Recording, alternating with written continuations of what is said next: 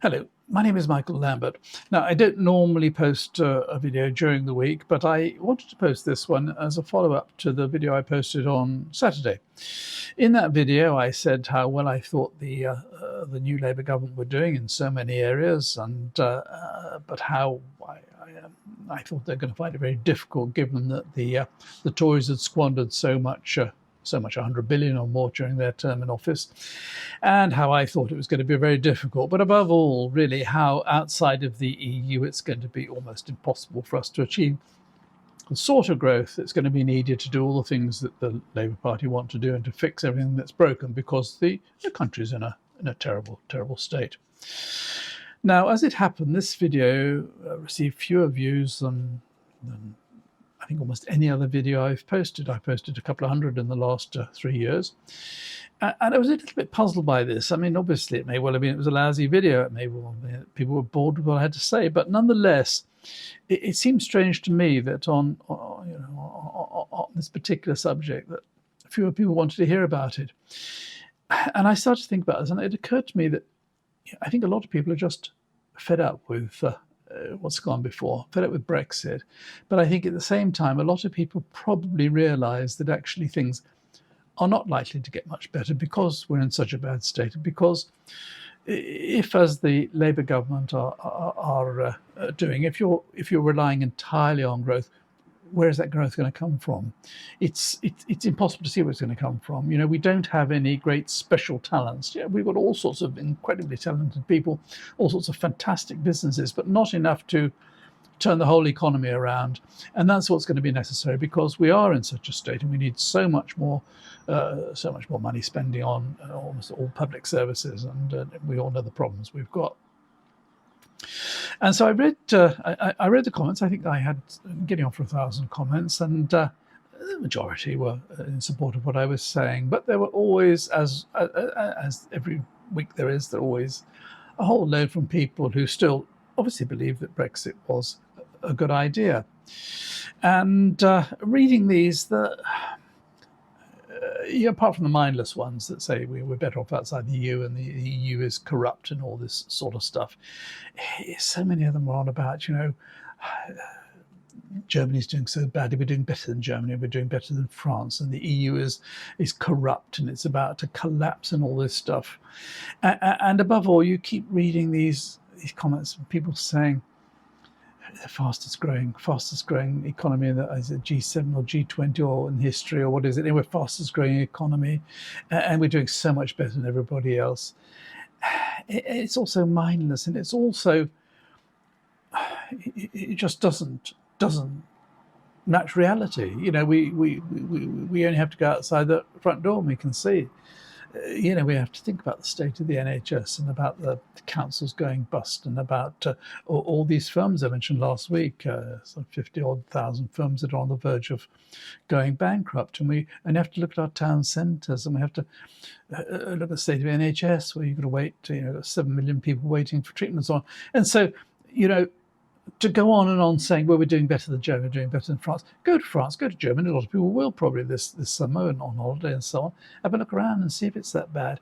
Things are not that bad there. We are really, really handicapped because of Brexit. And the more I thought about this and about the fact that there are still enough people who believe this stuff, and we've got a Prime Minister who's absolutely terrified of upsetting anybody who's pro-Brexit. And as long as there is this number of people, we're just going to go on going down and down and down. And until, as I've said before, until we actually say, look, Brexit was a disaster, we've got to do something to try and turn it around, no matter how difficult it'll be, no matter how long it'll take. Until that happens, we're going to go on getting worse and worse and worse. Things don't look good. The growth is not going to come to fund all things that need funding. And I was thinking about just how utterly insane Brexit is. It's in my thumbnail I put it's madness. It is beyond madness. And I want to tell you about two things that have caught my eye in the last week or so, which I think illustrate just how absolutely insane Brexit is, or was.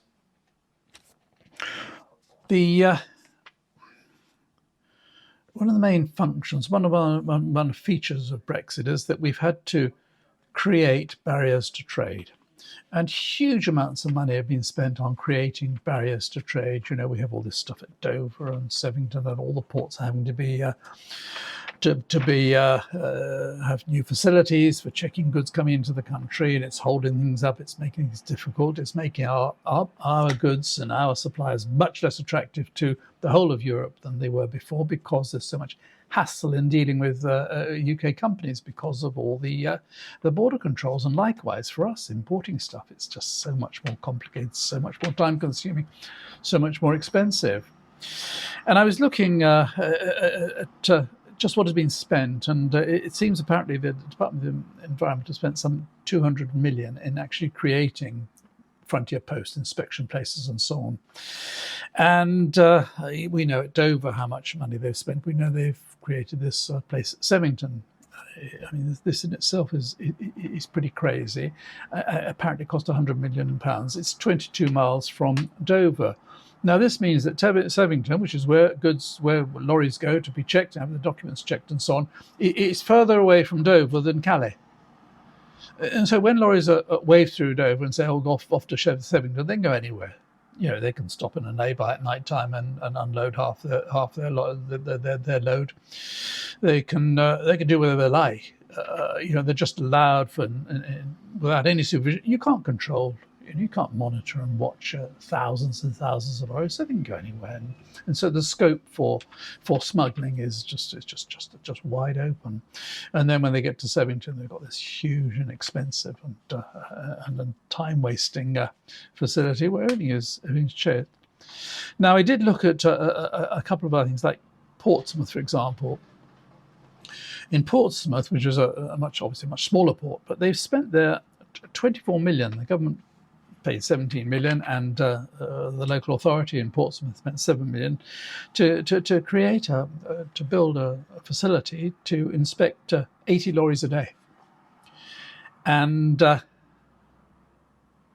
it's a huge place, a couple of acres, all these new buildings, inspection bays and so on. But various things have changed, and since they decided to build it, and so now they are actually inspecting between 4 and 5 lorries a day, and it's not expected to get any more.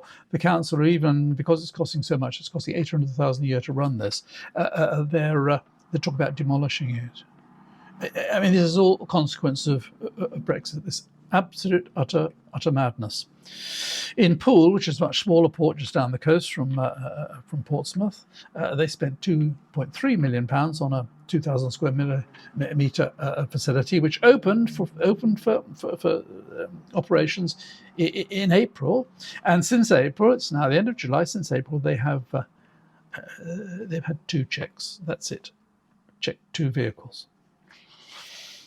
And so all this extraordinary, and this is only just the ports, the bits we see, but apart from that, all the bureaucracy that's involved in obstructing trade and make it more difficult to do business. And as I've said so many times before, if you're a customer in the EU and you want to buy a widget, and you can buy it from Germany or Spain or Italy or whatever, and you order it and you get it the next day, and that's that.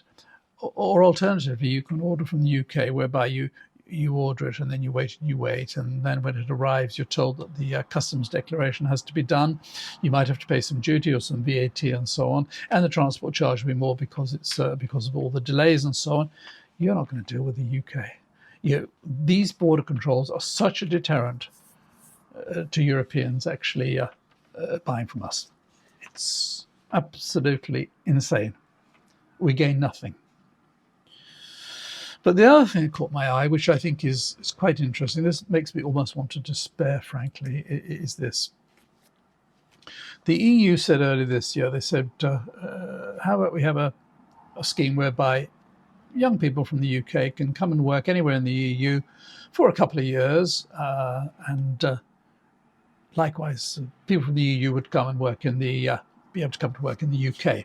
Now, obviously, British people going to work in the EU is fine, and nobody's going to object to that. But the idea of foreigners, Europeans coming here, Absolutely not. Keir Starmer immediately said, no, absolutely no way whatsoever. That's freedom of movement.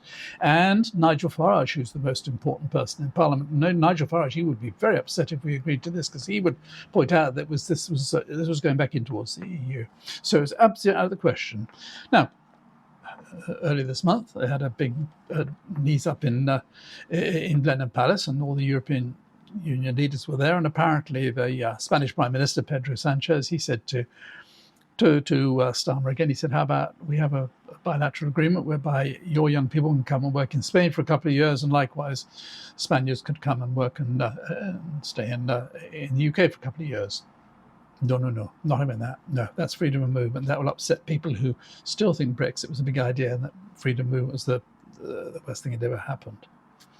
And so it's absolutely, the government, Starmer, is absolutely adamant that we're not having any schemes whatsoever whereby young people can go and live and work in the EU, and vice versa, whereby Europeans can come and live and work in the UK. Now, what is quite interesting is this, that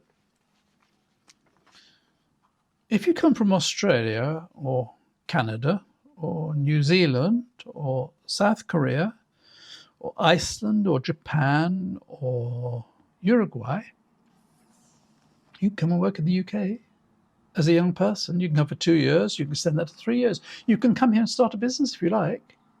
It's all wide open, absolutely fine. All you have to do is you have to pay a visa fee of £298. You have to pay £700 for your health insurance. And welcome. So people from all over the world can come here, and people from Uruguay can come, people from New Zealand can come. But if you're from Belgium or Holland, absolutely not. Oh, for our dead body. Because you see, people from Belgium and Holland, they come to use our NHS. They come to take advantage of us. They come to get council houses. But all people from all the rest of the world, fine. And this is just, as I say, it is the insanity of it. There's no objection to young people exchanging, our young people going to these other countries and their people coming here, as long as they're not Europeans. We must stop Europeans coming. Whatever the benefits to us, whatever the benefits to our young people. And you know, young people are going to get cross about this. They are being denied the sort of experience that many of us had. You know, we all remember, if we've done it, you know, I certainly remember the first time I went to Paris, and the first time I saw the Alps, and the first time I saw Tuscany and Florence and all these places. It was absolutely wonderful, and I spent a lot of time there, and it was a great experience. And for anyone to go and live and work in another country, it's a terrific experience. But when you say to the whole EU, no, we don't want anything to do with you, it is just such madness. It's just so stupid. It's so absolutely insane. But I'm afraid with Keir Starmer and the present government, I mean, that's their position. They're absolutely adamant about it, and it will hold us back. And it's really very disappointing. And I'm kind of despairing, because I feel that on the present trajectory, we have to go down until we go so far. We're really in desperate. I mean, we're possibly depending upon international charity before people are going to come to their senses and say, look, this is just madness. We've got to find a way of going back into the EU. Beginning. It might take years and years. It may be almost impossible. We have to accept that we made the biggest mistake ever. And as I say, I think the reason, my video on Saturday didn't get many views is because many people just given up on this. I think many people think with the Tories there's no way we're ever going to go back into the EU or even get close to the EU, but with Labour, possibly to begin with, was some hope. I think now people realise there isn't any hope, and I think people also realise that, as we all do, there isn't going to be any growth outside the EU. There is no future for this country, as I've said 100 times before, outside of the EU. Anyway, that's what I think about it, and I'd be interested to see whatever comments you have. And so anyway, if you've watched this far, thank you very much indeed, and until next time, bye for now.